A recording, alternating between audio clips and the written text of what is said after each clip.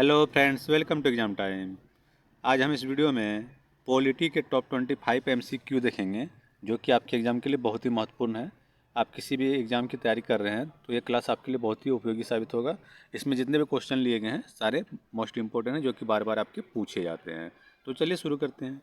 आज का पहला क्वेश्चन है, राज्यों के सीमा क्षेत्र में वृद्धि, कमी, नाम परिवर्तन से संबंधित अध्यादेश पर निम्नलिखित में से किसकी पूर्व मंजूरी आवश्यक है? तो इसके ऑप्शन आपके हैं, प्रधानमंत्री, संसद, राज्यपाल या फिर राष्ट्रपति। तो क्षेत्र में वृद्धि, कमी या फिर नाम परिवर्तन से संबंधित अध्यादेश पर पूर्व मंजूरी आपकी राष्ट्रपति की आवश्यक है। ऑप्शन नंबर डी के साथ आपका आंसर जाएगा। ठीक है, इसको याद रखिएगा। अगला क्वेश्चन देखते हैं, देशी रियायतों के एकीकरण में सरदार पटेल के अलावा निम्न में से किन दो व्यक्तियों ने प्रमुख भूमिका निभाई थी? तो आपके ऑप्शन हैं, लॉर्ड माउंटबेटन एवं कृष्णाचारी, वीपी मेनन एवं Ambedkar, VP Menon, sorry typing mistake है, मेनन कर लीजिएगा, वीपी मेनन और लॉर्ड माउंटबेटन, या फिर अंबेडकर या कृष्णमाचारी। तो आपके सही आंसर होंगे बीपी मेनन और Lord Mountbatten. Option number C के साथ आंसर जाएगा। सरदार वल्लभ भाई पटेल के अलावे आपके बीपी मेनन और लॉर्ड माउंटबेटन ने मुख्य भूमिका निभाए थे देशी रियासतों के एकीकरण में। ठीक है, इसको भी याद रखिएगा। ये क्वेश्चन आपके बीपीएससी में पूछे गए हैं बहुत बार, इसलिए इसको ध्यान से याद रखिएगा। नेक्स्ट क्वेश्चन आपके हैं, अनुच्छेद 1 में उल्लेखित भारत व संघ शब्द से क्या आशय है? तो अनुच्छेद 1 में जो उल्लेखित हैं भारत और संघ, तो इनमें भारत आपका देश का नाम है और संघ आपके राज पद्धति का प्रकार है। तो ऑप्शन नंबर बी के साथ आपके आंसर जाएंगे। बाकी ऑप्शन आप देख सकते हैं। ठीक है, तो आंसर आपके होंगे ऑप्शन नंबर बी। ठीक है, अगला क्वेश्चन है, विश्व का सबसे लंबा लिखित संविधान किस देश का है? ऑप्शन है इंग्लैंड, अमेरिका, भारत या फ्रांस। तो विश्व का सबसे लंबा लिखित संविधान आपके प्यारे भारत के हैं। तो ऑप्शन नंबर सी के साथ आंसर जाएगा। अगला क्वेश्चन है, भारतीय संविधान के अंतर्गत निम्नलिखित में से किस मूल अधिकारों का संरक्षक समझा जाता है? सॉरी, यहाँ टाइपिंग मिस्टेक है, किसे मूल अधिकारों का संरक्षक समझा जाता है, इसको किसी कर लीजिएगा। ठीक है, तो किसे मूल अधिकारों का संरक्षक समझा जाता है? तो ऑप्शन आपके हैं, संसद को, राष्ट्रपति को, न्यायपालिका को या फिर प्रधानमंत्री को। तो मूल अधिकारों का संरक्षक आपके सर्वोच्च न्यायालय को समझे जाते हैं। तो ऑप्शन के आधार पे आपके होंगे न्यायपालिका को। ठीक है, ऑप्शन नंबर सी के साथ आपका आंसर जाएंगे। ठीक है, अगला क्वेश्चन है, शिक्षा का अधिकार मौलिक अधिकारों में कब सम्मिलित किया गया?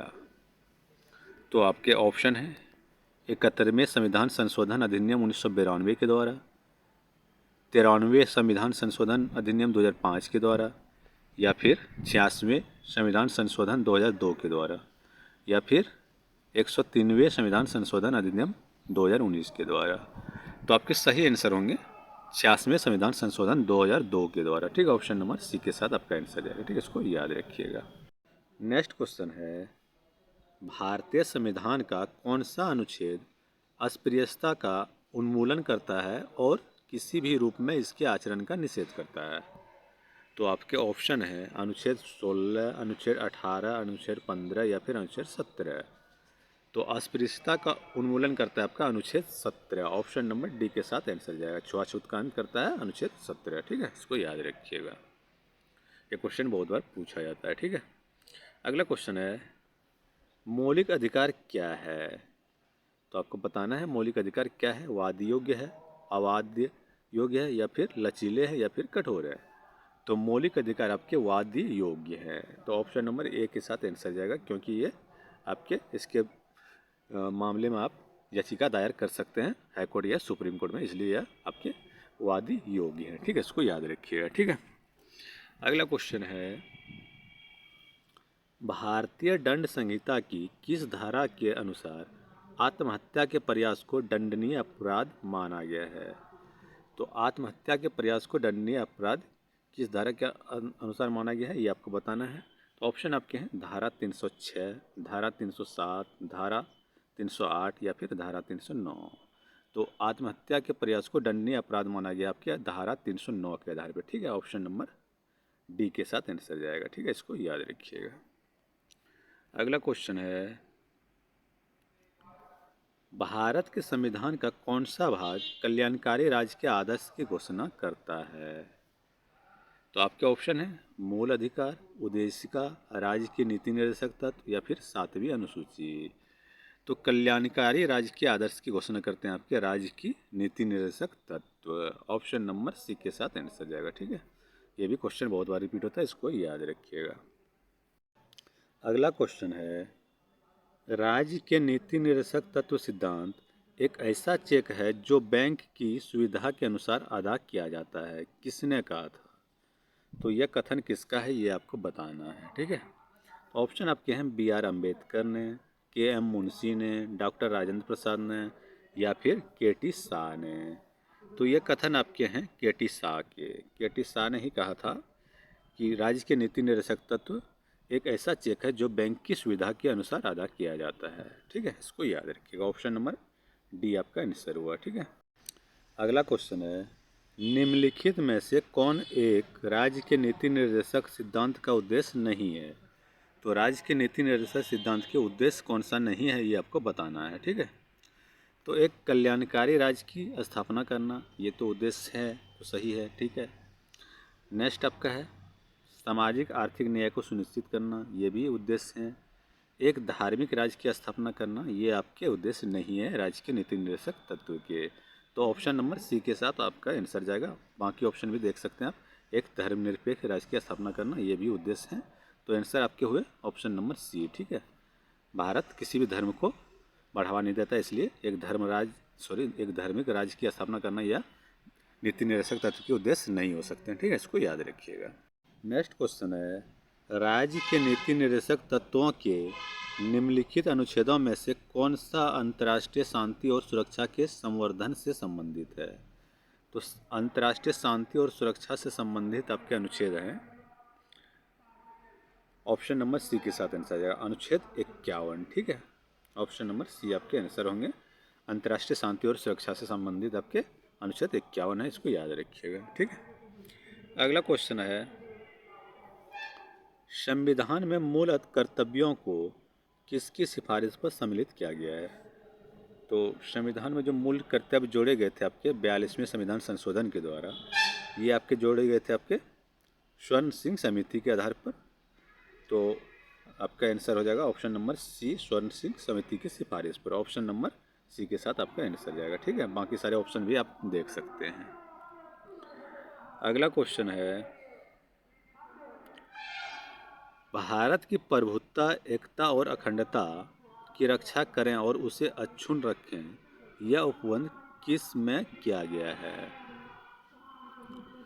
तो यह उपबंध आपके ऑप्शन है संविधान की उद्देशिका में, राज्य के नीति निर्देशक तत्व में, मूल अधिकारों में या मौलिक कर्तव्यों में।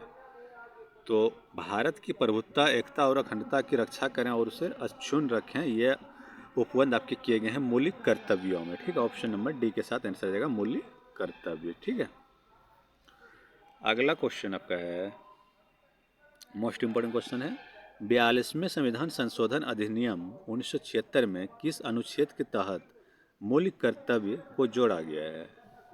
तो ऑप्शन है अनुच्छेद 51, अनुच्छेद 56, अनुच्छेद 51 क या फिर अनुच्छेद 50।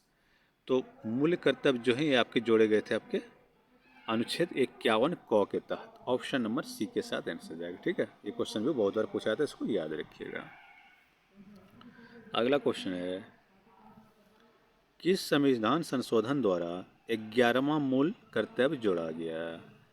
तो आपके 42वां संविधान संशोधन के द्वारा जो मूल कर्तव्य जोड़े गए थे उसमें आपके 10 मूल कर्तव्य थे और 11वां आपके जोड़े गए थे आपके 86वां संविधान संशोधन 2002 के द्वारा। तो ऑप्शन नंबर आपके डी के साथ आंसर जाएगा। ठीक है, बाकी ऑप्शन आप देख सकते हैं। अगला क्वेश्चन आपका है, भारत के राष्ट्रपति अपना त्यागपत्र किसको संबोधित करके देते हैं? मोस्ट इंपॉर्टेंट क्वेश्चन है, ये क्वेश्चन बहुत बार पूछा था, इसको याद रखिएगा। ठीक है, तो भारत के राष्ट्रपति जो हैं ये त्यागपत्र देते हैं आपके उपराष्ट्रपति को संबोधित करके। ऑप्शन नंबर बी के साथ आपका आंसर जाएगा, ठीक है। सॉरी, ऑप्शन नंबर बी आपके आंसर हो जाएंगे, ठीक है। चलिए नेक्स्ट क्वेश्चन देखते हैं। नेक्स्ट क्वेश्चन आपके हैं, संविधान के किस अनुच्छेद के अंतर्गत भारत के राष्ट्रपति को अध्यादेश जारी करने की शक्ति प्रदत्त है? तो ऑप्शन आपके हैं अनुच्छेद 360, अनुच्छेद 200, अनुच्छेद 123 या फिर अनुच्छेद 356। तो भारत के राष्ट्रपति को अध्यादेश जारी करने की जो शक्ति प्रदान किए गए हैं वो आपके हैं अनुच्छेद 123 के तहत, ठीक है। ऑप्शन नंबर सी के साथ आंसर जाएगा, ठीक है। नेक्स्ट क्वेश्चन आपका है, भारत के राष्ट्रपति को महाभियोग द्वारा हटाने की प्रक्रिया निम्नलिखित में से किस अनुच्छेद में वर्णित है? तो राष्ट्रपति को महाभियोग द्वारा हटाने की प्रक्रिया जो है आपके अनुच्छेद 61 के तहत हटाया जा सकता है। तो ऑप्शन नंबर बी के साथ आंसर जाएगा, ठीक है। अनुच्छेद 61 में आपके वर्णन किए गए हैं महाभियोग का, ठीक है, इसको याद रखिएगा।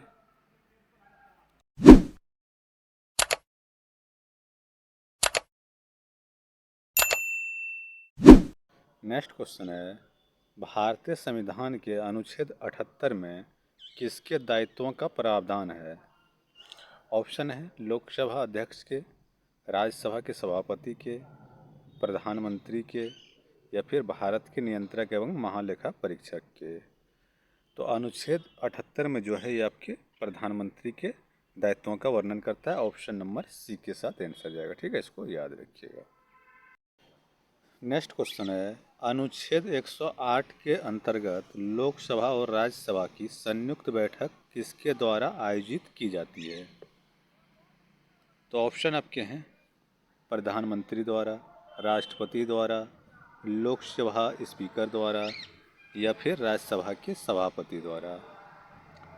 तो अनुच्छेद 108 के अंतर्गत संयुक्त बैठक आपके राष्ट्रपति द्वारा आयोजित किए जाते हैं। ऑप्शन नंबर बी के साथ आंसर जाएगा।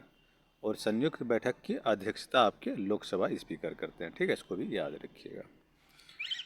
नेक्स्ट क्वेश्चन है, राष्ट्रपति की क्षमता, सॉरी टाइपिंग मिस्टेक है, इसको क्षमा कर लीजिएगा, ठीक है। तो राष्ट्रपति की क्षमा आदि की शक्ति क्या है आपको बताना है। ऑप्शन है विधायी शक्ति, न्यायिक शक्ति, कार्यपालिका शक्ति या फिर इनमें से कोई नहीं। तो क्षमा आदि की शक्ति जो प्राप्त है राष्ट्रपति को, ये आपके न्यायिक शक्ति है। ऑप्शन नंबर बी के साथ आंसर जाएगा, ठीक है। अगला क्वेश्चन है, भारतीय सशस्त्र सेनाओं का सर्वोच्च कमांडर कौन होता है? तो भारतीय सशस्त्र सेनाओं का सर्वोच्च कमांडर कौन होता है ये बताना है। ऑप्शन है प्रधानमंत्री, रक्षा मंत्री, राष्ट्रपति या फिर सबसे लंबे समय तक सेवारत सेनाध्यक्ष। तो सशस्त्र सेनाओं का सर्वोच्च कमांडर आपके होते हैं राष्ट्रपति। ऑप्शन नंबर सी के साथ आंसर जाएगा, इसको याद रखिए। नेक्स्ट क्वेश्चन है, भारत की संसद किससे मिलकर बनती है? ऑप्शन है केवल लोकसभा और राज्यसभा। अगला ऑप्शन है लोकसभा, राज्यसभा और योजना आयोग। नेक्स्ट ऑप्शन है भारत का राष्ट्रपति, लोकसभा और राज्यसभा या फिर कैबिनेट सचिवालय, लोकसभा और राज्यसभा। तो सही आंसर आपका होगा भारत का राष्ट्रपति, लोकसभा और राज्यसभा। भारत के राष्ट्रपति, लोकसभा और राज्यसभा मिलकर आपके संसद का निर्माण करते हैं। ऑप्शन नंबर सी के साथ आंसर जाएगा, ठीक है, इसको याद रखिए, ये क्वेश्चन बहुत बार पूछा जाता है। अगला क्वेश्चन है, जनहित याचिका कहाँ प्रस्तुत की जाती है? तो जनहित याचिका जो है आपके प्रस्तुत किए जा सकते हैं आपके उच्च न्यायालय एवं सर्वोच्च न्यायालय दोनों जगह। तो ऑप्शन नंबर डी के साथ आंसर जाएगा, ठीक है, बाकी सारे ऑप्शन आप देख सकते हैं। नेक्स्ट क्वेश्चन है, राष्ट्रपति के द्वारा सर्वोच्च न्यायालय के न्यायाधीशों की किस प्रकार नियुक्ति की जाती है? तो सर्वोच्च न्यायालय के न्यायाधीशों की नियुक्ति किस प्रकार किए जाते हैं ये आपको बताना है। ऑप्शन आपके हैं राज्यसभा द्वारा अनुमोदित किए जाने पर, लोकसभा के सलाह पर, भारत के मुख्य न्यायाधीश की परामर्श से या फिर प्रधानमंत्री की सलाह पर। तो राष्ट्रपति द्वारा सर्वोच्च न्यायालय के न्यायाधीशों की नियुक्ति आपके भारत के मुख्य न्यायाधीश के परामर्श के आधार पर किया जाता है। ऑप्शन नंबर सी के साथ आंसर जाएगा। ठीक है,